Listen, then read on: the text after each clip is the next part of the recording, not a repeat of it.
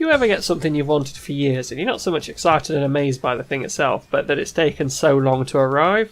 That's me with Sonic Mania. Don't get me wrong, this is a fantastic game, but how the fuck did it take 27 years for Sega just to give us an actual sequel to Sonic 3 and Knuckles?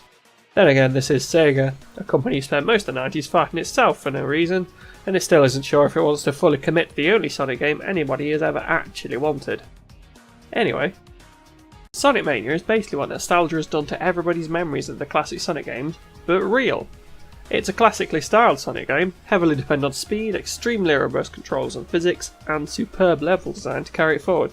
It's got blast processing out the arse, and the kinesthetics are just... Like I said, it's all the stuff that seems obvious and ubiquitous in a modern game, but because Sega have insisted on dragging their heels with the tech and competent game design, it seems like a modern miracle. It's not like they've even developed this in-house, such as Sega's commitment to not making decent Sonic games. It was outsourced to a few fangame developers who care infinitely more about the franchise than its owners. Kudos to Sega for at least recognising they can't hack it and giving someone else a chance. It is literally the least they could do. Enough slagging off Sega though, let's talk more about Sonic Mania. It's maybe 3 or 4 hours long for a single playthrough, which might seem short, but compared to the early games, at least double the length of any of them, even at the best. The content here is mostly remixed zones, but rather than taking the easy route and just remaking the classics with a few improvements, these are real ambitious advanced remixes, with new features and level design elements mixed and matched from classic zones, and a surprising amount of influence from the heavily underrated 8-bit Sonic games to the Master System. The first stage of every zone is a relatively faithful enhanced remake of the original, though still with more elements shifted in, such as how Lava Reef seamlessly incorporates elements from Hilltop Zone.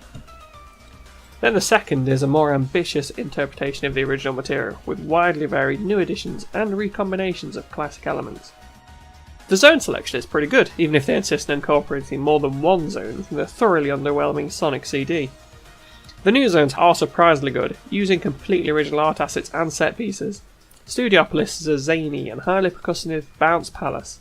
Mirage Saloon is a take on the mythical Dust Hill from Sonic 2 with clever use of cinematic pieces and nostalgia alongside smart mechanics. Press Garden is surprisingly great for a zone obviously influenced heavily by Marble Garden. And Titanic Monarch is an excellent final zone filled with threatening enemies, complex traps, and a sense of scale comparable to Death Egg or Metropolis. And the soundtrack as well, it's fantastic. Not only do we have multiple remix versions of classics we know and love, but the new editions have their own incredibly catchy and enjoyable soundtracks, which perfectly with everything else in the game. This is a positive review, but the game isn't perfect. I don't want to really get on at it, because it's just so nice to have it. So here's a quick rundown of the problems it has. There's still a 10-minute time limit on each stage, which in no way works with the new scale of the levels or the multi-stage design used in many boss fights. There aren't enough water levels. Seriously, I do miss them. Some of the boss design is rubbish. Look at this guy.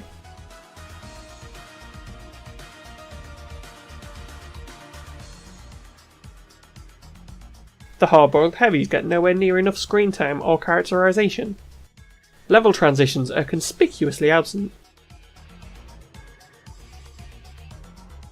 All that aside though, this is still an excellent game. It's as close to the original as it can get while still having the added wonders of modern technology to advance the formula beyond whatever could have been achieved back in the day.